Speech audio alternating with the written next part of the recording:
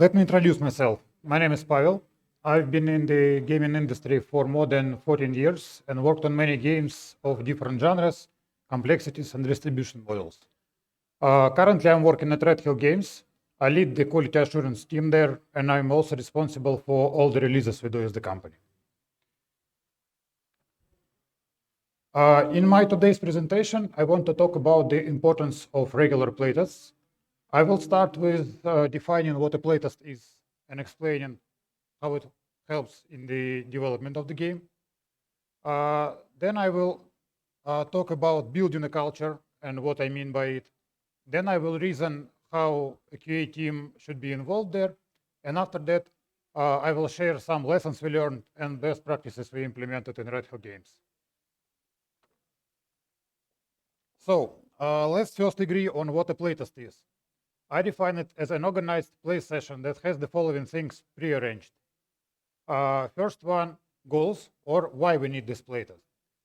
It can be anything from we made the first version of a new map and want to see how it works with our gameplay, to we fixed we finished the bug fixing stage of our next update and want to check if there are any outstanding issues that we are not aware of. Next one, participants, or who is going to play. It usually depends on goals and can be anyone from a specific group of designers to the whole company. Then rules, or what we are doing and how. It includes features or content to be tested, and also all sorts of instructions on how to play and what participants can and cannot do during this playtest. Next one, schedule, or when it's going to happen and how long it will last. Again, it can be something very small like one match or a 10 minutes play session, or can be full 2 hours, for example. And the last one is output expectations, or what we want as a result. It can be feedback in a free form, or a survey to fill in, or sometimes just some specific data collected. All these things can be very different, but they should be defined. Okay, let's now talk how having playtests regularly helps in the development of the game.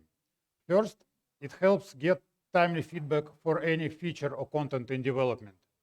If your playtests happen regularly, you can get iterative feedback from many people on everything, from UI changes to a new map.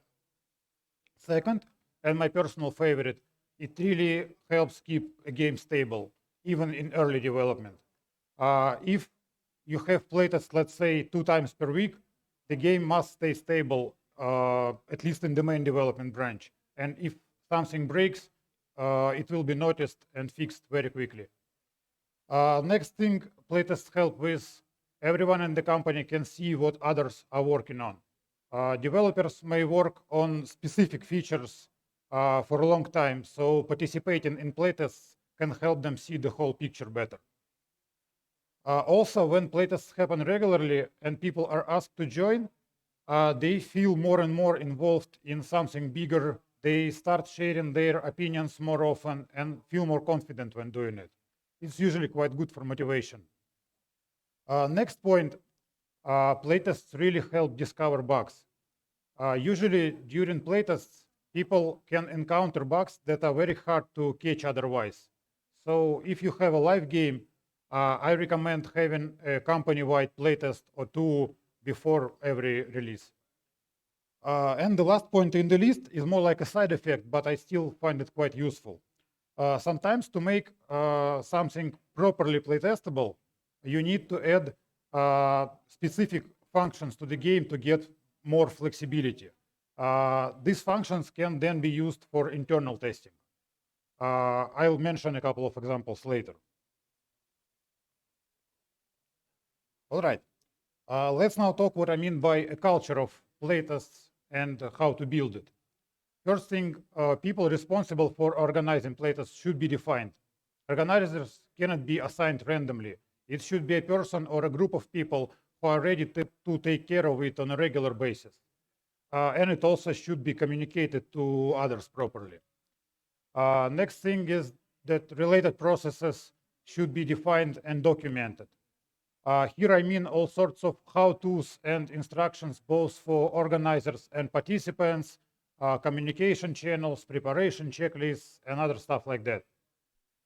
If it's a part of your development process, it should be set up properly. Otherwise, you'll have a lot of playtests turning into chaos and a waste of time.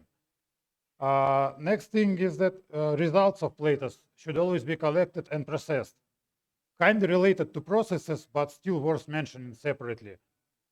If results of your playtests are not processed and used, it will be very hard to convince people to join future playtests. It doesn't mean that all the feedback must be reflected in the game, but it should be clear for the people that their feedback is seen and considered. Next thing is that everyone in the company, including management, understands why regular playtests are important and how they help. And if you are the one who is building this, start with getting management on board. You will need their help quite often, especially in the very beginning, or when it comes to explaining the importance to others and organizing company-wide playtests. And the last thing is that everyone is ready to participate in playtests and knows that their feedback is valuable and appreciated. This is something that will not happen until everything else is done, and it will take time regardless of the effort, but this is what makes it a culture, in my opinion.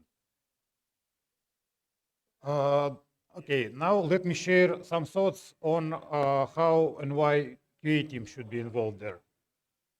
In my opinion, QA team should be responsible for organizing playtests, and I think so because they usually know the most about the game and its current state, so they should know what needs to be changed or added to get the requested feature or content playtestable. They should be able to prepare things if some changes needed on configuration or a player profile needs to be tweaked somehow. They should be comfortable with writing instructions and helping others set everything up. Also, they need to be involved in testing a build before a playtest, so they are already involved anyway. Again, they will have to investigate and report bugs encountered during this playtest, so making them responsible for the organization makes the whole process clearer and more streamlined.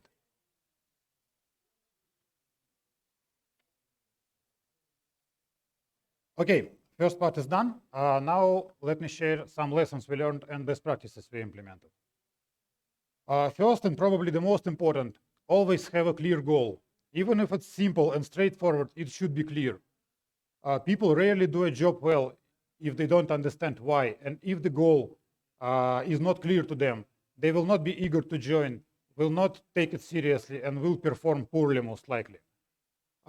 It's also very important to get details on what playtesters should focus on, not only why it's needed. The more participants know about the playtest, the better results will be. Also, if clear goals are not required, it's very easy to fall into a trap where people will be constantly asking you to organize a playtest without understanding what they want from it. Like, for example, playtest of a new map every week just because some changes has been made. This one is kind of connected to the previous one, but I still want to mention it separately for better emphasis. Don't overuse the regularity. Regular doesn't mean that playtests must happen every day or sometimes even every week. If you don't have a need, don't do it. You should keep in mind that it always requires time and effort from many people, so output should be valuable. Next one, schedule it properly. If you do it regularly and want all the required participants to be able to join, you should approach every playtest as a meeting. You can't just say, well, let's have a playtest in an hour, and by the way, I need these 9 people to join. It won't work this way. It should be announced and scheduled in advance, should have an agenda, should have a fixed duration, etc. It's also good to have to use a dedicated channel for all related matters. For example, we created a dedicated channel on Slack and used it to announce playtests, to monitor who is ready to join, to update playtesters on the status and so on. But besides that, send invites via email so people can add them to their calendars. This is especially important if you need someone who has a tight schedule. For example, an executive producer is very unlikely to join your playtest if it's not in their calendar. Also, sometimes it may seem too early to announce a playtest because too many details are not clear yet and you are not sure if it really happens or not. Don't be afraid of that. Moving a playtest to another time or date or even canceling it completely is much better than announcing it too late and not having enough players. Next one, make it comfortable. Usually, playtesters get frustrated if they need to do anything besides the actions that are directly related to what they playtest. That's why it's very important to minimize the amount of actions participants need to do and let them focus on playtesting. It means that everything that can be done by organizers before a playtest should be done by them. And if something needs to be added to the game to make the playtest efficient, make sure it's done and available in a playtest build. For example, if you need to test a certain weapon or ability, make sure players have it by default so they don't have to obtain it themselves. If you need to test a certain area on the game map, make sure players start the match near this area or add an option to teleport them there so they don't have to spend time moving to this area. If your game flow does not support respawns and matches last long, but you need to test gunplay, for example, add infinite respawns so players don't have to wait until the end of the match every time they die. If you leave it to playtesters, they may spend half of the playtest setting things up, you'll get a lot of complaints, and the results will always be unpredictable. Next one, stream and record playtest sessions. Some people that don't participate in a playtest may be interested in watching it and may even be able to provide a feedback based on their observations. Also, it may help you draw more attention to playtests in general and get more people next time you need them. For example, we use our company's Discord server for streaming purposes. We created a bunch of voice chat rooms where people team up for a playtest and stream, and then others can join them and watch their streams. Recording, besides these 2 points, helps with the following. When people encounter bugs during a playtest, it may be extremely useful to have these moments recorded so QA team can understand them better and reproduce them. For even better outcome, I recommend using input overlays for your recording software. For example, we created a pre-made setup of the recording software, OBS Studio in our case, with input overlay already included, and wrote instructions on how to install it so anyone in the company can just do it. Next one, care about feedback. Or in other words, make sure all possible feedback is gathered, documented, and delivered to stakeholders. One good idea is to have oral feedback sessions right after a playtest when it's possible. It's a good idea because some people may be able to share more details when they do it during a discussion or just say it aloud. And some others may bring useful thoughts, useful raw thoughts that otherwise could get lost in the process of analyzing feedback. But even if you had this oral feedback session, make sure you have a way for playtesters to share their feedback in written form. It's needed because some people may not be comfortable with sharing their feedback orally in general.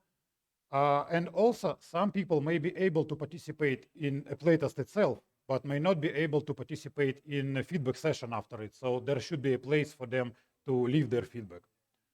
The other important part is making sure that stakeholders receive feedback and it doesn't get lost. If you have an oral feedback session, invite stakeholders to the session and ask them to make notes. If they can't join, make sure someone else is doing it and share these notes with stakeholders after that. Also ensure that all written feedback is seen by stakeholders and ask them to confirm if you are not sure. Quite simple, but still sometimes needed. And also, if there is some feedback that is not directly related to the topic of the playtest, but still looks useful, make sure it's delivered to the corresponding feature owners so it doesn't get lost. Next one, teach people how to give feedback. Some people may be less experienced in playtesting than others. These people may have difficulties evaluating things, or it may be not clear for them how to pay attention to certain aspects of a game. Others may be worse at shaping their thoughts, and it may be difficult for them to describe their observations even if they have things to share. So if you want to improve the quality of feedback in general, it may be a good idea to involve people who constantly provide good feedback and organize some know-how sharing sessions with them. And that's all, actually. Thank you very much for listening. I hope it was useful. I would love to share more, but 20 minutes is not a lot. Anyway, time for some questions now. Thank you very much, Pavel. I actually would like a question. What is a typical day of a QA at Redhill?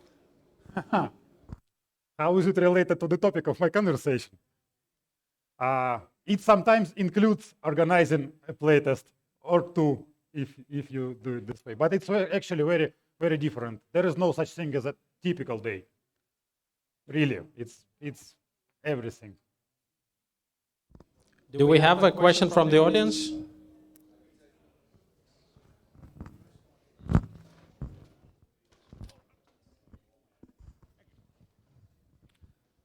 So let's say that on Monday, a game designer comes to you and says, I have implemented this new gun and I need to get it play tested. What is the process to getting from the developer having the new feature to the playtest happening and then getting the feedback to the designer back? Well, let's say I'm the one who is organizing this playtest. Usually you request all the details that are already available at this moment, or if there are some details that are not clear yet, but should be defined by the moment of playtest, you anyway request them. You agree on a date with the stakeholder, in this case, right, with the designer you mentioned. You announce this playtest. You agree with this designer first. Is there any, are there any preferences from him on the participants? For example, he wants only experienced players in this genre, or he wants only other designers to participate, or something like that, right? It can be anything, but you should define it. Then based on these preferences, if they exist, you announce a playtest and start gathering people. Again, I mentioned that it should be announced in advance, and the earlier the better. Then you, depending on the details, you just have enough players, you have enough details, you make sure that features that are in the build, that are needed to be play tested, are actually in the build in a proper state. You make sure that everything that needs to be done besides that is done. You have this playtest. You kind of moderate this playtest as an organizer. You make sure that people do what they want to do, what they need to do, not what they want to do. Then you kind of explain them all the details, how to play, how to install. It's actually quite important to start with basics. And it may sound that, okay, we are doing it regularly. We all should know how to, how to launch this game. But I really recommend you having these instructions written and just, posting them, updating them if needed, and stuff like that. But you should have instructions for everything. You should treat people as they do it for the first time. Then you have a place for them to share the feedback.